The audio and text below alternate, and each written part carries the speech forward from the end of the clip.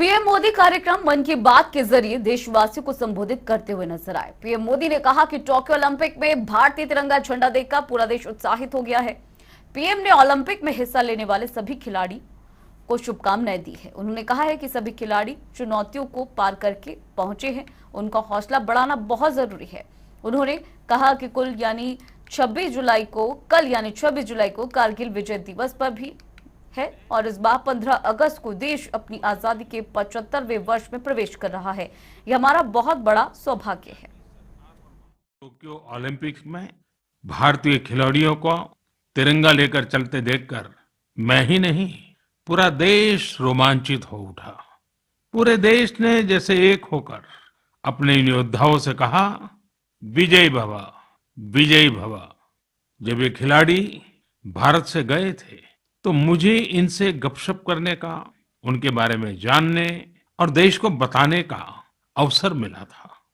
ये खिलाड़ी जीवन की अनेक चुनौतियों को पार करते हुए यहाँ पहुंचे हैं। आज उनके पास आपके प्यार और सपोर्ट की ताकत है। इसलिए आइए मिलकर अपने सभी खिलाड़ियों को अपनी शुभकामनाएं, उनका हौसला बढ़ाएं। देशभक्ति की ये भावना हम सबको जोड़ती है। कल यानी 26 जुलाई को करगिल विजय दिवस भी है। करगिल का युद्ध भारत की सेनाओं के शौर्य और संयम का ऐसा प्रतीक है जिसे पूरी दुनिया ने देखा है। इस बार ये गौरवशाली दिवस भी अमृत महोत्सव के बीच में मनाया जाएगा, इसलिए ये और भी खास हो जाता है। मैं चाहूंगा कि आप करगिल की रोमांचित कर देने वाली गाथा जरूर पढ़ें। करगिल के वीरों को हम सब नमन करें। साथियों, इस बार 15 अगस्त को देश अपनी आजादी के 75वें साल में प्रवेश कर रहा है।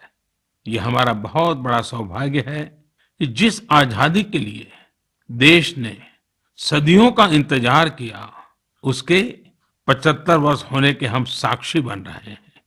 सांस्कृतिक मंत्रालय की कोशिश है कि इस दिन ज्यादा से ज्यादा भारतवासी मिलकर राष्ट्रगान गाएं।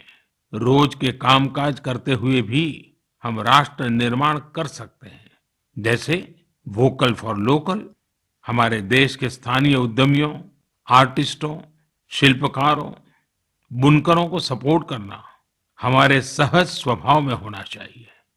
ये आपका ही प्रयास है कि आज देश में खादी की बिक्री कई गुना बढ़ गई है। क्या कोई सोच सकता था कि खादी के किसी स्टोर से एक दिन में 1 करोड़ रुपए से अधिक की बिक्री हो सकती है? लेकिन आपने ये भी कर दिखाया है। आप जब भी कहीं पर खादी का कुछ खरीदते हैं तो इसका लाभ हमारे गरीब बुनकर भाइयों बहनों को ही होता है। इसलिए खादी खरीदना एक तरह से जन सेवा भी है, देश सेवा भी है।